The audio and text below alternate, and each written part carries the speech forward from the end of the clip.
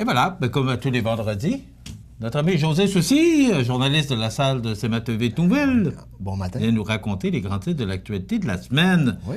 Bon matin, M. Soucy. Bon matin. Oui, bon matin. José, oui. J'aurais pu peut-être utiliser cette nouvelle-là pour une nouvelle positive aujourd'hui, parce que c'est assez rare qu'on assiste. Mais est-ce que c'est parce qu'on est en période d'élection? Il y a des bonnes chances. 160 $ de moins sur le compte de taxes, en tout cas pour ce qui nous concerne. Quand même important. Oui, pour la commission scolaire de Côte-du-Sud, donc c'est notre région, 160 $ de moins. Au total, c'est 637 millions en baisse de taxes scolaires pour l'ensemble du Québec. Mais pour la Côte-du-Sud, pour la commission de la Côte-du-Sud, c'est de l'argent de moins qui rentre aussi? Est-ce que ça absolument, va affecter, mais c'est parce que c'est en raison des surplus budgétaires engendrés par, je te dirais, la bonne administration ou la rigueur ou l'austérité libérale, tout dépendant de la manière que tu vois ça. Et ils sont en mesure d'accorder des baisses de taxes scolaires. Sauf que la Coalition Avenir Québec, elle, veut un taux uniforme à 10,23 cents du 100 $ d'évaluation. Ça, c'est une promesse électorale, mais ça va coûter 700 millions de dollars de plus au budget du Québec parce que tu t'enlèves de l'argent venant des taxes scolaires. Mais eux autres ont pour leur dire que les surplus engendrés par le gouvernement précédent, non pas de 7 milliards, de 2,2 milliards, ils vont le financer de la sorte. Sauf que présentement, mais le 2,2 milliards, là, il est en train de fondre rapidement. Tu comprends qu'on est en période préélectorale et on redonne ou on donne bien des choses afin probablement de se faire réélire. Je veux pas être cynique, mais c'est pas mal ça. Donc, l'argent, elle sera peut-être plus là. Où est-ce qu'on va prendre l'argent? Et Legault a dit non, je ne toucherai pas aux services. On va avoir les mêmes services. J'ai bien hâte de voir ça. Mais évidemment, il faut qu'il se fasse élire.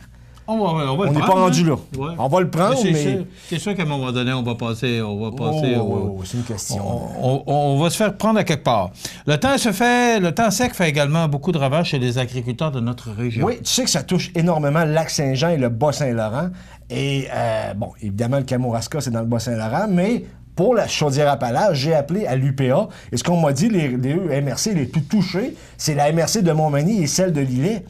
La première coupe, là, tu as des baisses de 40 à 50 C'est incroyable. C'est énorme. Et la deuxième coupe qui est en train de se faire, étant donné qu'il n'y a pas eu trop de pluie, c'est 10 à 15 de production que tu as sur le 100 de l'année passée. Là. Donc, tu as une baisse de 80, 85, 90 %. Les plus chanceux, c'est 20, 25 %.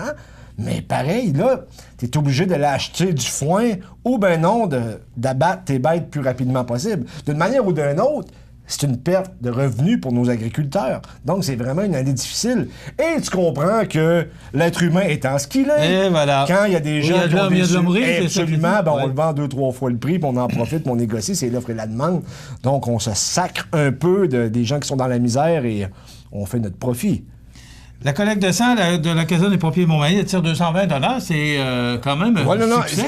C'est un succès sur toute la ligne. Et je pense qu'on est un peu responsable parce qu'on l'a annoncé la journée même sur le Facebook de CMA-TV. Et on sait que sur le Facebook de CMA-TV, on a 10 000 followers, 10 000 personnes abonnées, 10 000 j'aime. Bon, donc, 10 970, mettons proche d'11 000, mais c'est sûr que ça a sûrement aidé. L'année passée, on avait eu 137 donneurs.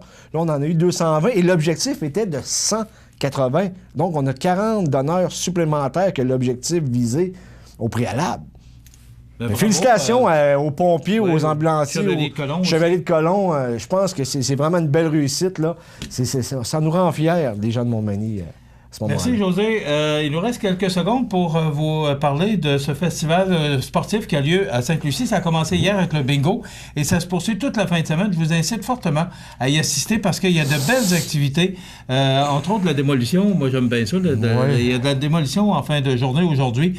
Il y a des spectacles. Des jeux d'eau aussi, des ballons, pour les enfants aussi, il y a des jeux d'eau, il y a des ballons gonflables. C'est ça, il y a des structures gonflables. Exactement. Donc, il y a toutes sortes d'activités. Festival sportif de Sainte-Lucie, c'est toute la fin de semaine jusqu'à dimanche. Ça complète. Merci, José Soucy aux nouvelles. Merci à Yannick Mathieu à la réalisation et la production de l'émission. Merci à Rénal Lavoie pour notre collègue, notre prof. Et merci à vous d'être là en aussi grand nombre tous les jours. Je prends quelques jours de vacances. Jean Carbonneau sera là la semaine prochaine. On se retrouve le 6 août. Bonne semaine et à bientôt.